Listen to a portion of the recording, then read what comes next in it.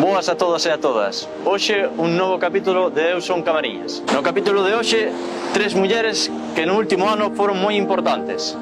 Tres sanitarias de tres ámbitos distintos e as tres do Concello de Camariñas.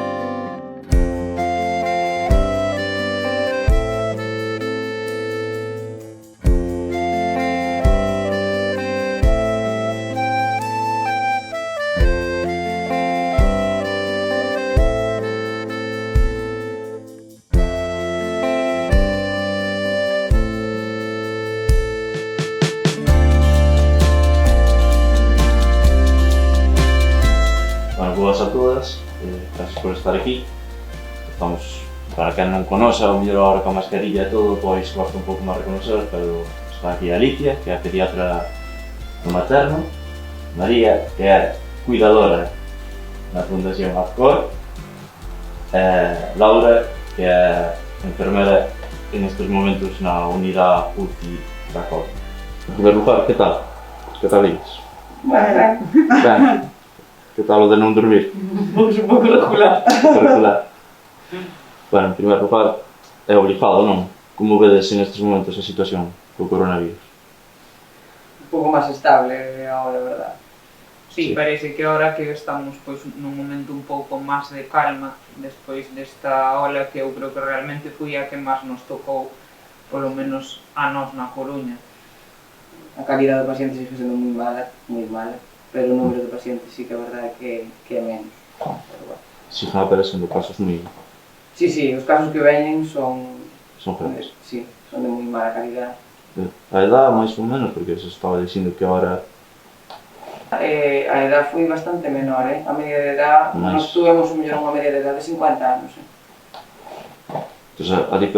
Entón, por dicir de alguma maneira, a diferencia entre as olas é que esta viña máis fuerte, tamén tocou un pouco máis a outras franjas de edad. Sí, é que eu creo que tamén que nas primeiras olas aquí o virus estaba, pois que afectou pouco, que as medidas de confinamiento e todo eso, pois chegaronnos pronto, porque realmente cando xa en Madrid estaba moi mal, aquí ainda non tiñamos casos e confinaronnos a todos. Eu creo que iso fixo pois que o virus tamén, como temos unha población máis separada, que igual non chegara aos pueblos, que tuveran, pois eso, que estuvo menos en contacto con o resto da xente. E nesta ola pois xa chegou a todas partes, hubo xente de todas as edades, e iso sí que a verdade é que hai xente moi nova, que non é algo que se pense que solamente afecta aos maiores, porque non. Hai xente desde os 30 anos que está moi mal, hasta xente pois xa, é verdade que pois eu os nenos... Sí, pero nesta hora, por exemplo, non vin a xente de 80 anos. Xa, pero bueno, eu creo que tamén o estar na UCI, eso tamén está un pouco máis condicionado, porque ao final, pois claro, a xente máis maior con moitas enfermedades, pois Derívase a outros. Non ser da UCI. bueno, a verdade é que nós, pois dentro do sector sanitario, eu creo que fomos os máis afortunados porque que o coronavirus foi o que menos nos tocou. Afortunadamente os nenos son unha población que non se viu moi afectada pola enfermedade, que non significa que non haxa ningún que non o tuvera, ni moito menos, pero bueno, sí que é verdad que non tuvemos os problemas que tuveron en adultos. Porque sí que é verdad que o concepto que temos de outras enfermedades contagiosas pois son os nenos no inverno que acaban sendo os que veñen a casa con mocos e acaban contagiando os adultos, pero bueno, realmente o que se vía que cando os nenos volveron aos colegios e volveron ás guarderías, eso tampouco supuxo un aumento da enfermedade. E moitas veces o que agora o que máis prevalece é o contagio dentro das unidades familiares. Mas creo eu entre adultos que sea o neno o que trae o virus a casa. Bueno, pois este mes estuve na UCI do Choa, que a verdade é que é unha experiencia moi distinta que me fixo ser incluso máis consciente da realidade que estamos vivindo. María, ti traballas con persoas con diversidade funcional. Primer confinamento, tuvo que ser duro. Sí, porque basicamente o que máis nos costou foi pues, eso, explicarlles que tiña que meter a mascarilla todo o día, desde que se levantan hasta que dormen, e claro, que non anduveran baixando, que non se tocaran entre eles tampouco, aunque convivían todos xuntos, pues sí, había riesgo de contagio. Pero, bueno, a verdad que neso hai que quitarse o sombreiro con eles porque estuveron super genial, en un momento baixaron a mascarilla, a ver, en momentos puntuales, pero sí que aceptaron bastante ben a norma, vaya. Claro, pero tomar a mascarilla dentro do centro, pero de portas para fora, que terían a familia, puderan verla durante tanto tempo. Sí, a ver, nós somos un grupo que son bastante autónomos, entonces nos tiñamos salidas cada 2x3. Eso sí, por ejemplo, que levaron bastante mal en ese sentido. Vale, despois no tema das familias, sí que tamén, a ver, foi bastante tempo sin ver as súas familias, que ao final mostramos moito apoio mediante videochamadas. Sí que estuvemos falando cada 2x3 por videochamadas cas familias, que teñan, pois, eso, internet e tal. E apoiámonos en ese sentido. Despois xa, cando viñeron as visitas, pois era un pouco máis de respiro, aunque para eles era un pouco difícil o non tocarse, o sea, o tacto. Que non podían abrazarse nin tanto. Con distancia, mascarilla e sin poder tocarse. Claro, entón, como gestionabas todo ese tempo, eses meses nos que non podían ver a familia, tiñan que estar ali encerrados? Dependendo tamén un pouco das fases nas que estábamos, non? No principio, no confinamento, pois sí que intentamos adaptarnos pois, a facer gincanas nos pasillos, baixábamos ao garaje a xogar a xogos populares, un pouco pois, de entretener. Entonces, despois, sí que, cando podemos salir un pouco afora, pois, xa era un pouco primavera, tirando a verán, entonces xa pois, facíamos cousas no xardín fora, paseábamos ao redor, xa que non podíamos sair do recinto, pero sí que intentamos facer igual pois, outras actividades, pero ao aire libre. Laura, quizás ti sea que máis casos graves vistes, estás na UCI, que máis de cheo estuvo na pandemia. Como foi eso?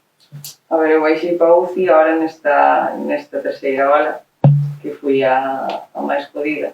Entón, collina aí de cheo. E a verdade é que era o que falábamos antes, que os casos sí que eran xente máis nova, sí que te afectaban máis, bastante graves, cousas que nos costaba manejar, que non sabías por onde tirar, nin os médicos, nin nós, que, bueno, de irte para casa coa sensación de que non fixestes nada, porque o paciente non mellora, fagas o que fagas. E xa non é só durante a patología, porque que ti despois ves que, si, baixan os casos na UCI. Non baixan os casos na UCI, o paciente negativízase, pero pasa a outra UCI. E o paciente está igual ou peor. Que significa eso de que cambian de UCI? Pois o tema é claro, o que che decía antes é que a nosa, o sea, a UCI a Y, que, bueno, foi unha UCI improvisada para o COVID, pero como foi a UCI Y...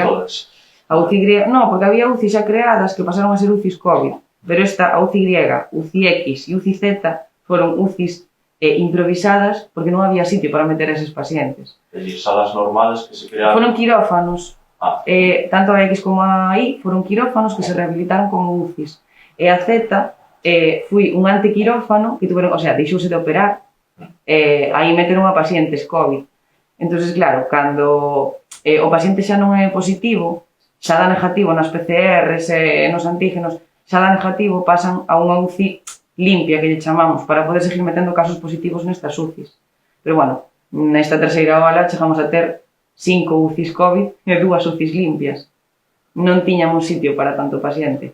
E o que implica isto despois é que non teña sitio para pacientes de outras patologías. Porque un dos maiores problemas que había durante a pandemia era que moita xente tiña outros problemas, pero, claro, non había sitio para eles, basicamente. E xa non é iso, xa non tanto nesta ola, sino nas primeiras, a xente evitaba ir a urgencias e quedaba na casa aguantando, e cando chegaban pasadísimos. A nivel patología cardíaca, os pacientes chegaron pasadísimos. O sea, de patologías que despois o mellor algo que podía solucionar... Se o tempo non é o mismo que se o vello. Xusto. Está aparecendo aquí unha palabra que, bueno, a todos nos sona, ahora xa estamos moi familiarizados con ela, pero igual non se sabe perfectamente que significa, que é o tema de UCI.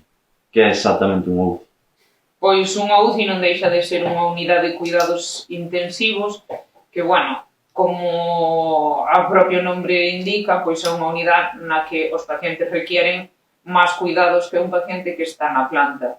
Entonces, na planta hai especialistas pois desas enfermedades nas que os pacientes están afectados, pero cando necesitan máis máquinas ou máis axuda de outros medicamentos, que son cousas, por dicilo de alguna forma, máis importantes ou máis delicadas que comprometan máis a vida do paciente, pois teñen que ir a unidades especiales onde haxa esas máquinas, onde haxa eses medicamentos, onde haxa esa forma de administrar os medicamentos e onde se lle poda dar esa axuda ao paciente que nunha planta non lle podemos dar.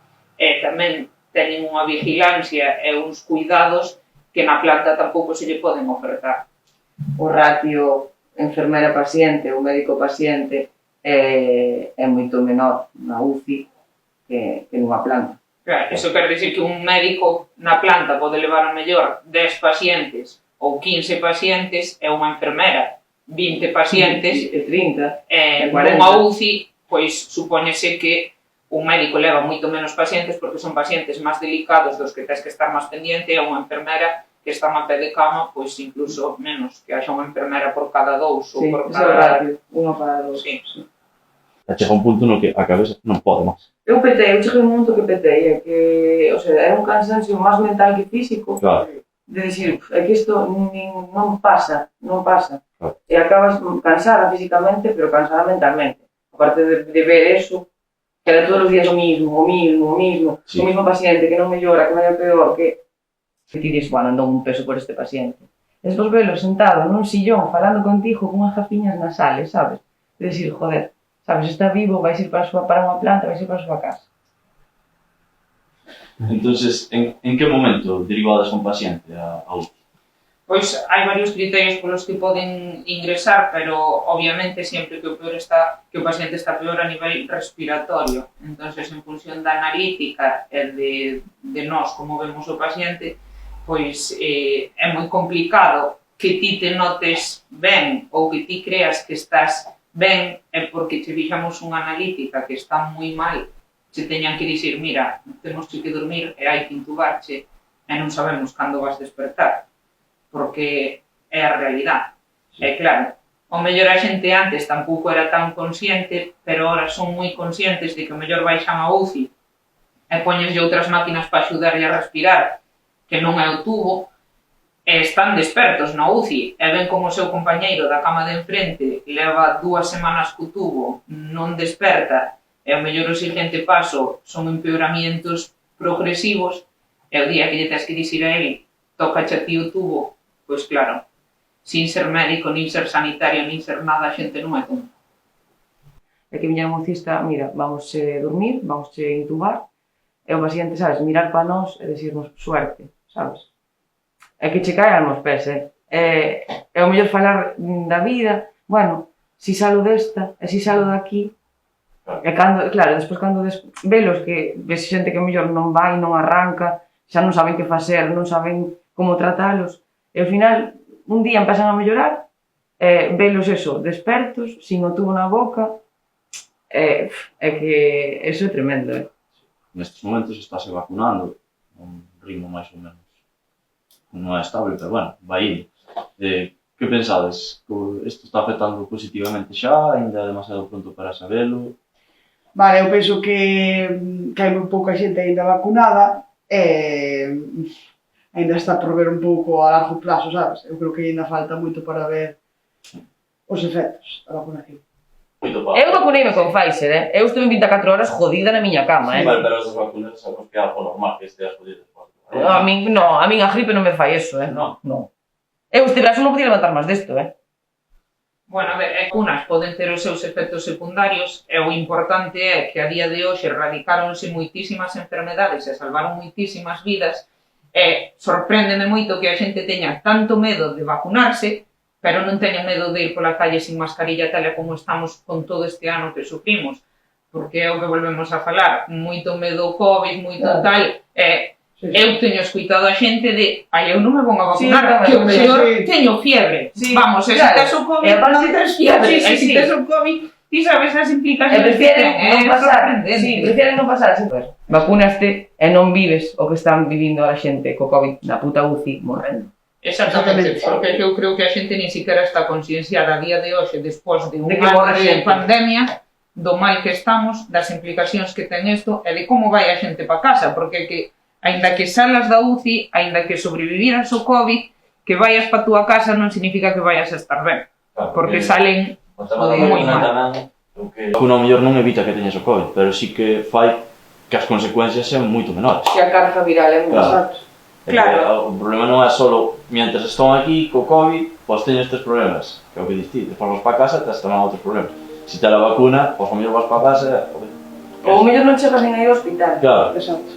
Xa o pasas na casa como se fora unha gripe e acabou. Pois sí.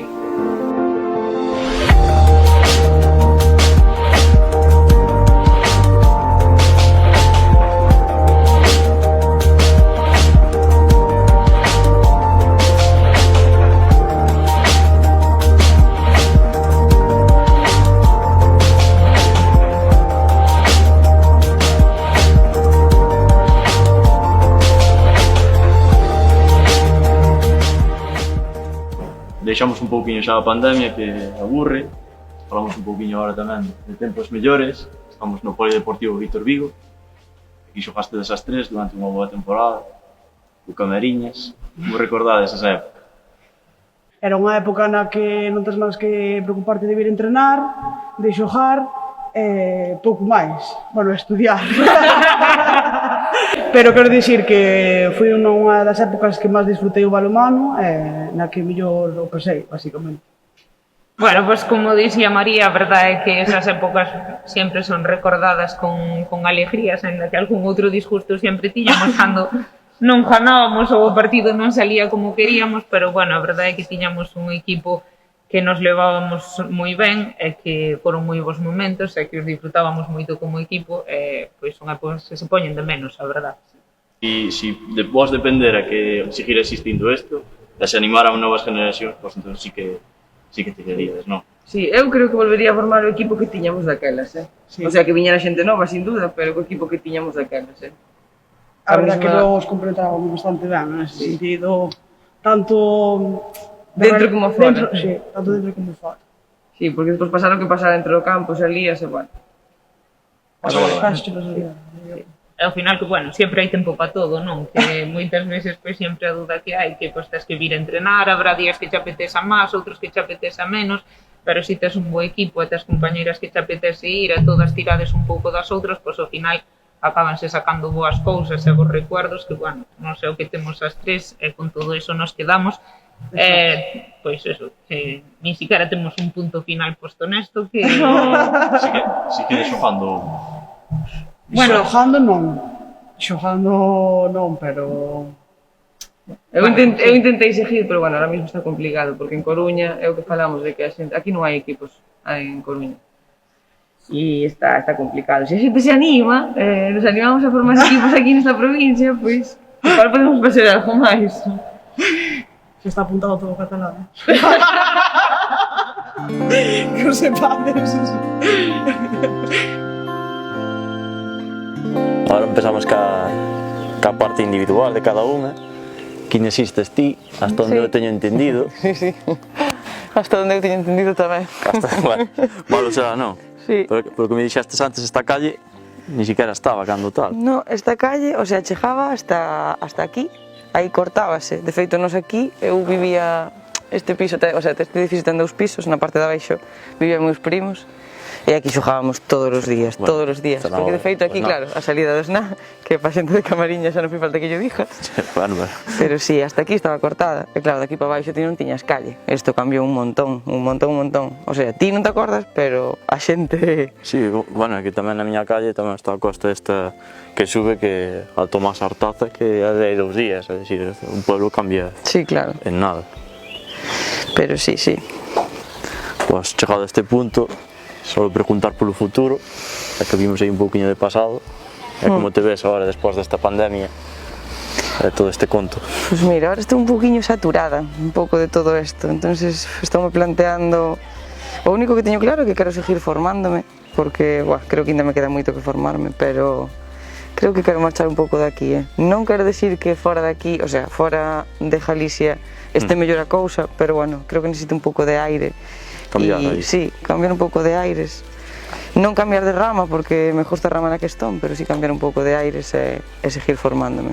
Para marchar da Coruña, sí, pero a Camariña sempre volver, non? Por supuesto, ainda estando na Coruña, me volvo a Camariñas sempre. E ainda que marche da Coruña, ainda que marche do Hospital de Coruña, ahora mesmo estou falando a nivel profesional e a nivel formativo. Claro. Vou a volver, vai ser algo temporal, no que eu me despeje un pouquiño vou a volver. E a Camariñas, por supuesto, este donde este. Con isto, simplemente dar as gracias e pasamos así pouquiño a pouco que... Sí, non nos resemos moito. Non quero engrosar a túa lista de pacientes. Pois agora estamos aquí na túa zona un pouquiño, non? Ali vese a túa casa. Aquí onde crecestes. Contame algo que viñera por aquí, máis ou menos. Bueno, pois aquí a verdade é que é eso, a parte da miña casa, que estábamos aí todos os días e todas as tardes con meus primos que nos criamos xuntos, pois aquí a playa pois foi outro dos sitios nos que crecín. Pasábamos todo o verán aquí, desde as 3 da tarde hasta as 9 da noite, pola noite volvíamos. Así calquera. Todas as noites había un montón de rapaces que viñan de fora, de Madrid, de Santiago, de Barcelona, que nos reuníamos todos aí. A verdade que, bueno, son épocas que se poñen de menos, porque ao final esa xente que viña de turista acabaron crecendo e deixaron de vir, e bueno, pois son épocas e xente que formaron parte da nosa vida. Bueno, por último, que é o que tes pensado para o futuro agora, despois da pandemia?